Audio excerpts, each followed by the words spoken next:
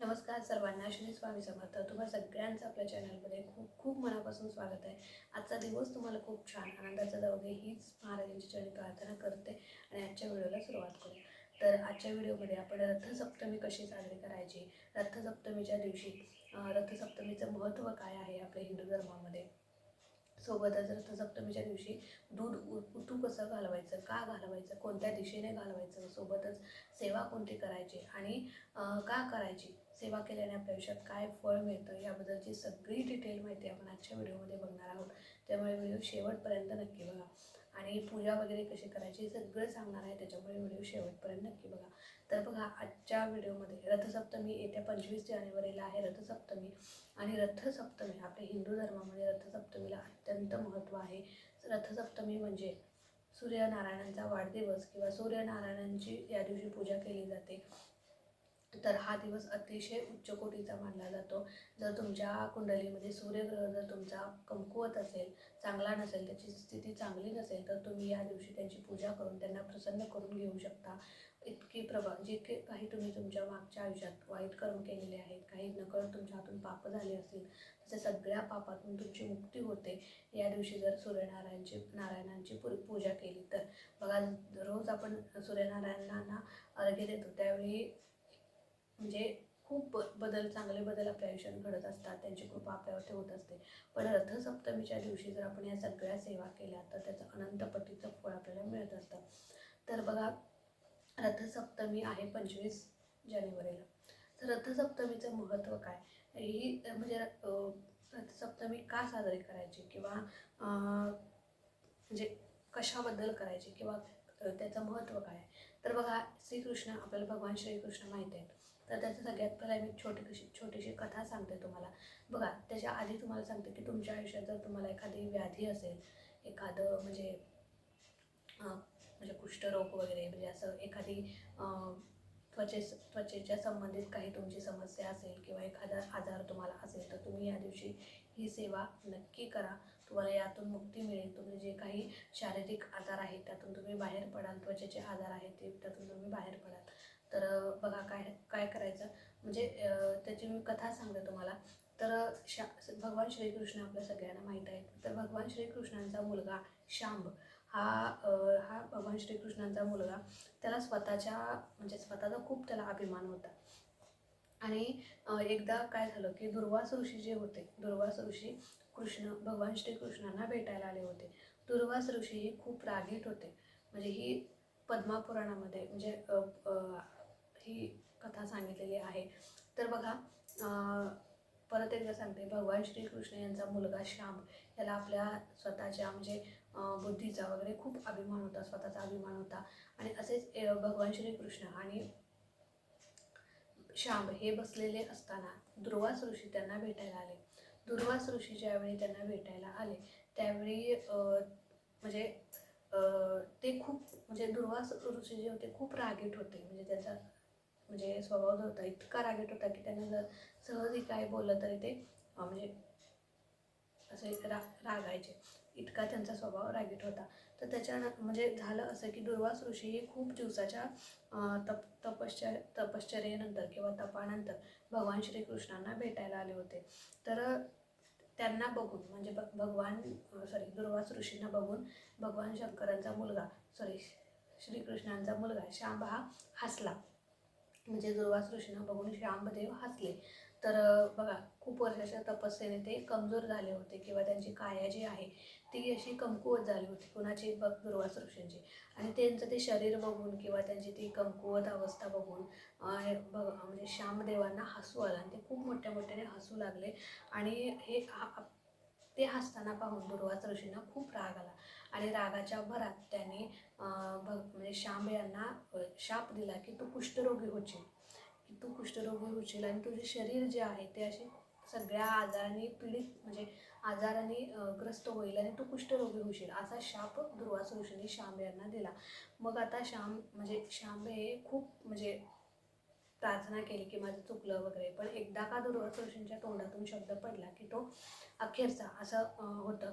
आणि त्यांचा शाप म्हणजे त्याला काही वरदानच नव्हतं असं त्यांचं शाप म्हणजे शेवटचं वाक्य असं त्यांचं होतं. तर शेवटी झालं असं की म्हणजे श्याम यानं खूप वैद्यपाणी वगैरे केलं, खूप दवा केला, खूप औषधं म्हणजे केली, तरी पण त्यांना काही फरक पडला नाही. शेवटी त्यांचं शरीर आहे असंच राहिलं.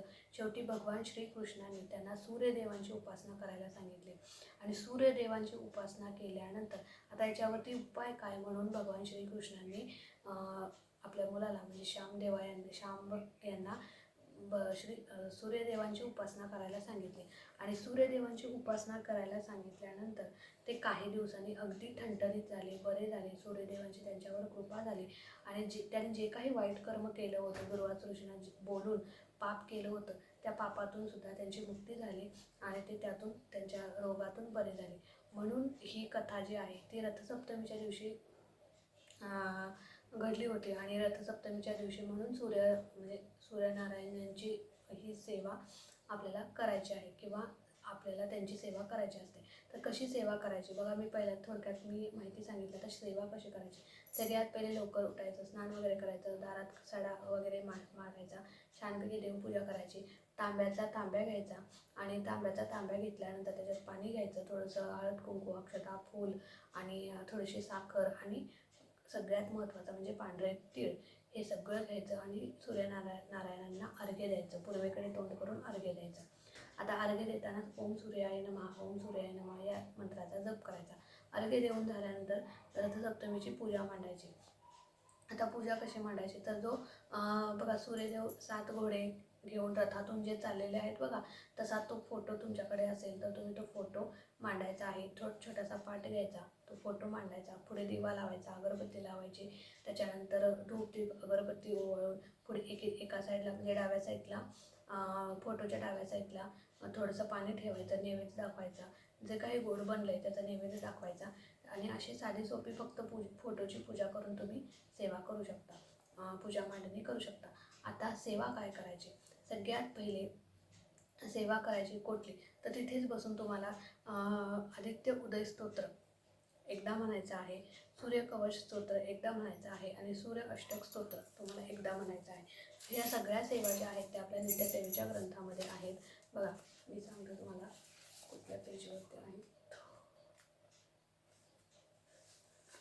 47 पानावरती श्री सेवा सूर्यनारायणांची इथे दिलेलं आहे. बघा, सेवा सूर्यनारायणांची. मग त्याच्यामध्ये तुम्हाला काय म्हणायचं आहे, एकदा आदित्य उदय स्तोत्र, एकदा सूर्यकवच स्तोत्र आणि सूर्य अष्टक स्तोत्र हे तुम्हाला एकदा म्हणायचं आहे आणि एक माळ म्हणजे सूर्यदेवांचा जप करायचा म्हणजे ओम सूर्याय नमः ओम सूर्याय नमः हे तुम्हाला म्हणायचं आहे. ह्या सेवेने तुमच्या आयुष्यातली जी काही संकट आहेत ते दूर होतील, तुम्ही जी काही पापं केली आहेत ते त्यातून तुम्हाला मुक्ती मिळेल आणि सगळ्यात म्हणजे या रथसप्तमीच्या दिवशी तुम्हाला दूध उटू घालवायचं असतं. तर दूध उटू कुठं घालवायचं, तुम्ही दारात तुमच्या अंगणात घालवू शकता, गच्चीवरती घालवू शकता. तर थोडेसे अग्नी पेटवायचा आणि आपलं जे सुगड असतं माहिती आहे का, आपण मकर संक्रांतीला वापरतो, तर ते सुगड घ्यायचं, त्या सुगडामध्ये कच्चंच दूध घ्यायचं आहे, अग्नी पेटवायचा, ते त्याच्यावरती ठेवायचं आणि सुगड जे आहे ते कच्चं म्हणजे सुगडाला खालून वर अशी हळदी कुंकवाची बोटे ओढायची, त्याचं म्हणजे हळद कुंकू लावून त्याची पूजा करायची आणि त्याच्यात दूध ओतायचं. तर दूध जे आहे ते कच्चंच पाहिजे, पाणी घातलेलं दूध नको आहे, कळालं. तर ही दूध तुम्ही कुठेही उतू घालवू शकता, अंगणामध्ये, गच्चीवरती, जिथे तुम्हाला जागा असेल तिथे, कळालं. अग्नी पेटवायचा, आणि त्या अग्नीवरती ते सुगड जे आहे ते ठेवायचे आणि त्याच्यानंतर दूध हे कुठल्या दिशेला उतू घालवायचं असतं. तर दूध हे तुम्हाला उत्तर किंवा पूर्व दिशेलाच तुम्हाला उतू घालवायचं आहे. आता उत्तर पूर्व दिशेला कसं उतू जायचं तर बघा, जे सुगड आहे ते अशी ज्या म्हणजे तुमच्या घराची जी उत्तर दिशा आहे किंवा जी पूर्व दिशा आहे त्या साईडला असं थोडंसं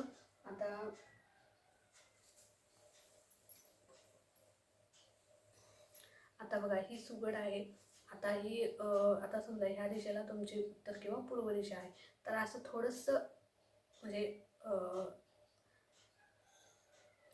असं तिरकं करून ही सुगड ठेवायची आणि मग उतू घालवायचं. मग ते आपोआप म्हणजे जी काही उत्तर पूर्व दिशा आहे तिकडे ते उतू जातं, कळालं. असं थोडंसं तिरकं करून ठेवायचं जेणेकरून ते उत्तर त्या दिशेलाच उतू जाईल, कळालं. आणि उतू जाईपर्यंत तुम्ही तिथून हालायचं नाही. उतू जाईपर्यंत ओम सूर्याय नमः ओम सूर्याय नमः या मंत्राचा जप करायचा.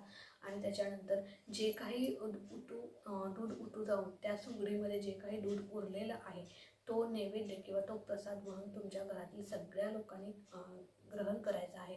जेवढं पण दूध थोडं उरलेलं असेल थोडंसं म्हणजे एक चमचा तीर्थ स्वरूप तुम्ही सगळ्या लोकांनी ते खायचं आहे. अगदी प्रभावी ही सेवा आहे आणि प्रभावी हा म्हणजे या दिवशी हे करणं गरजेचं आहे. रथसप्तमीला आपल्या हिंदू धर्मात खूप महत्त्व आहे. तर जे दूध उतू घालवायचं असतं ते नक्की घालवलं पाहिजे. कारण दूध उतू घालवणं म्हणजे आपल्या आयुष्यातली जी काही निगेटिव्ह एनर्जी आहे ती म्हणजे निघून जात असते. आयुष्यात सकारात्मक ऊर्जा येत असते. आयुष्यातल्या सगळ्या संकट दूध उतू घालवणं म्हणजे शुभ मानलं जातं. आणि आपल्या आर्थिक अडचणी ज्या काही आहेत त्यासुद्धा कमी होतात असं म्हटलं जातं. म्हणून एखाद्या वेळेस आपल्या घरात बघा दूध उतू गेलं तर आपला जीव कळकळतो, पण अजिबात आपला म्हणजे जीव कळकळून द्यायचा नाही की आपल्याला वाईट वाटतं, पण अजिबात असं उतू गेलं असं करायचं नाही. कारण दूध उतू जाणं हे चांगलंच असतं आपल्या घरामध्ये. आपण ज्यावेळी नवीन घरात प्रवेश करतो त्यावेळी दूध उतू घालवूनच आपण आपल्या किचनची म्हणजे किचन स्वयंपाक करायला सुरुवात करत असतो. त्याच्यामुळे हे खूप शुभ मानलं जातं. आणि रथसप्तमीच्या दिवशी जर तुम्ही हे कराल तर नक्की तुमच्या घरात सुख समाधान आनंद नक्कीच येईल. आणि या सेवासुद्धा करायला विसरू नका. अशा प्रकारे तुम्ही पूजा करा. रांगोळी तुम्ही 7 घोड्यांची म्हणजे सूर्यदेव ज्या म्हणजे रथात बसलेले आहेत आणि 7 घोडे आहेत ती रांगोळी तुम्ही काढू शकता दारात. आणि त्याची पूजा देखील तुम्हाला करायची आहे. अशा आणि जी पूजा मी सांगितली तर पूजा अगदी साधी सोपी तशीच तुम्हाला करायची, जास्त काही नाही. तर चला आजचा व्हिडिओ इथेच एंड करते. आवडला असेल तर नक्कीच लाईक करा, शेअर करा. चॅनलवरती नवीन असाल तर चॅनलला सबस्क्राईब नक्की करा. भेटूया अशाच एका नवीन व्हिडिओसोबत नवीन सेवेसोबत. तोपर्यंत खुश राहा, आनंदी राहा आणि सगळ्यात महत्त्वाचं स्वामींची सेवा करत राहा. श्री स्वामी.